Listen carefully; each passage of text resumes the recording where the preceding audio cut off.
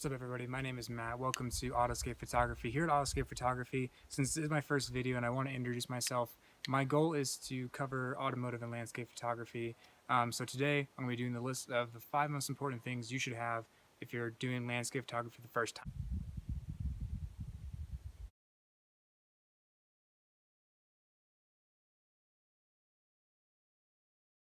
So this is in no order whatsoever. It's not like least important to most important. These are just things that I think if you were in a rush and you had to pack 5 things in your bag before a landscape photography trip, what would you take? And these are the 5 things that I've chosen. I'm going to take a tripod, a bag, filters, wide angle lens, and a remote.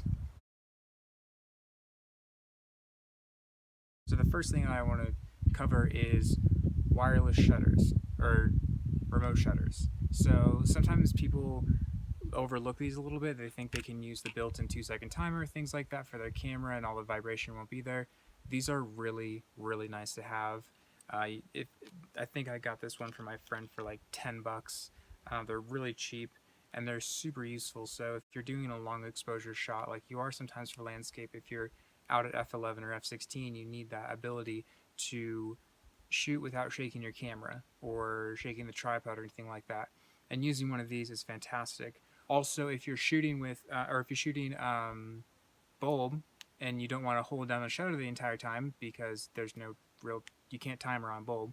So this, you hold it down and it locks. So you don't have to hold it the entire time. You can just lock it, walk away from the camera. When your time is done, just unlock it, and that's it. So they're super useful to have. I always bring mine when I'm landscape shooting, even if I don't expect to do anything long exposure. So now that we've covered the wireless shutter, or the shutter releases, I'm going to go over filters now. So I have a lot of filters, so I keep mine in a little holder here. So filters can come in different varieties, different sizes, depending on your lens. The two that I would say are most important to landscape photography, though, are neutral density filters and circular polarizer filters. So this is a circular polarizer filter. The acronym for it is CPL. That's kind of the more popular name for it. You'll see it on a lot of filters if it doesn't say circular polarizer all the way around. So the object of the circular polarizer is a lot like your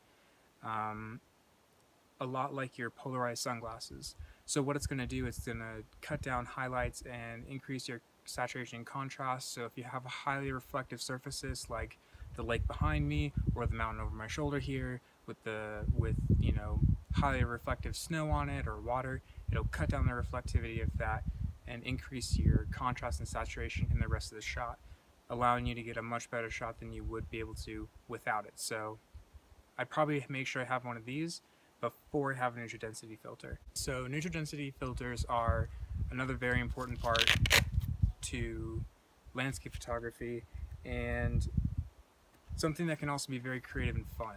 So they come in different stops, and that's how it's measured, is the amount of light that is being prevented to coming through the lens, making you change the amount of stops you would normally have. So this is pretty much the kind of standard maximum. It's a 10-stop filter. So you can see it's very dark, very hard to see through. And the other type, and they can all go, this is a 1.5, so it's 5 stops. You can probably see through it a little bit better.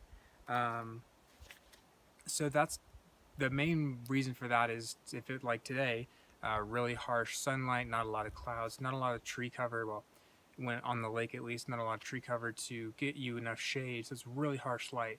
So what it does is it helps cut down that harsh light. But what it can also do is if you put like the 10-stop filter on there, it'll cut down that light so much that it slows down your shutter speed to where something that's moving like water or maybe someone moving, it'll completely blur them out. So it creates a really cool effect, just like the CPLs do, and offer something very cool in camera that you don't have to worry about later when you're editing. So that's the biggest thing with filters, is that they allow you to make in-camera changes and save you time when you're editing. The next thing was a tripod. The camera's on the tripod right now. That's why it's stable, and that's the main purpose of having a tripod. if you are shooting with the neutral density filter and you're doing that long exposure stuff, you need to make sure that it's still a very steady shot, that nothing's going to be shaky or anything like that, because then the whole rest of the shot will be blurry. So make sure you get yourself a really good sturdy tripod. If you're just starting, try not to cheap out on the tripod, because that's probably going to be something that you're going to overlook when you first think about it. You're going to get the Amazon Basics one, or whatever $30 tripod you can find at Walmart or Best Buy. Don't do that. Go find something that is independent leg design, that are more articulating, so you can get different angles, allowing you to do different angles, and something that's solid, something that's not going to fall apart on you within a year or so, something that's going to last you a really long time. It's going to be more expensive, but it's going to last you a lot longer and give you better performance overall. I use the ProMaster XC528 tripod. It's a lightweight aluminum tripod. They also make it in carbon fiber, so it's even lighter and even stronger. So there's a lot of options out there right now, and the prices are constantly going down. You can get a really good independent leg tripod, all aluminum, for about $70 to $80. And that might seem like a lot of money if you're just starting out, but you're going to keep that tripod a lot longer than that $30 tripod. So make the investment right up front so you don't have to buy that $80 tripod later on. Thing I would say to bring is a good wide angle lens. I shoot a crop sensor camera, so I have the Sigma 10 to 18. Now if you're shooting a full frame camera, you're probably looking around like a 16 to 35, even a 24 to 70 would work. If you're shooting a crop sensor camera, and if you're not sure if yours is or not, look it up, or go ask someone at your local camera store or something like that, just to know what kind of sensor you have in your camera. If you do have a Canon like I do, I have a Canon T6, which is a crop sensor camera.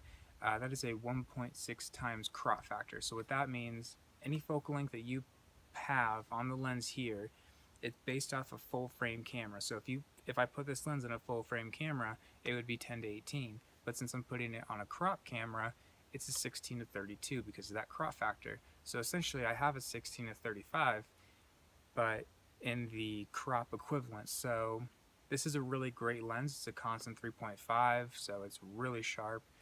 Again, with that crop factor, it gets to about like a 5.64 for the f-stop with the crop, so which is really, really nice. But you don't have to use a wide angle lens if you don't want to. Use a lens that you trust, that you have learned, that you know.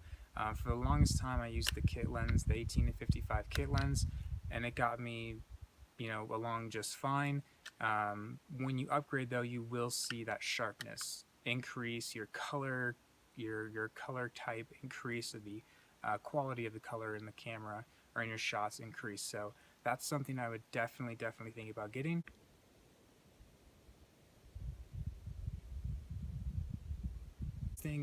The next thing is a bag. Make sure that you have a bag that actually works for what you want to do. This is just a Case Logic bag that I found online. It's just a Case Logic bag that I found online, and it works now. I just did a 3-mile hike with it, and it wasn't the most comfortable thing. It's kind of heavy after a while. It's already heavy as it is because it's got a big rubber bottom on it, and it's not really light materials. Find a bag that works for you, that fits everything that you need. If you're running a smaller like Micro Four Thirds system like from Olympus or Panasonic, you can kind of get away with running something smaller, but make sure you're not making it too small to the point where you don't have enough room for extra lenses or water bottles or snacks or things like that. So that's the biggest thing about bags, and I make sure to point out to everyone, is that get the right bag. I know that I'm going to be using this one primarily for my landscape shooting, so I make sure that it's got all the room I need for everything. So in here right now I have 2 cameras set up, I have my filters that can fit in here, I have my snacks, I can put my tripod on the side. Make sure that what you're getting works for you for the long term, and that you're good with the weight and the size of it all. So keep that in mind. So those are the 5 things that I would make sure that I have with me. Even if I was in a rush, those are the 5 things I want to make sure that I have. Thank you so much, guys, for watching. I hope you enjoyed the video. Leave a comment, like at the bottom, subscribe if you enjoyed. Make sure to look for more content to come. Have a good one.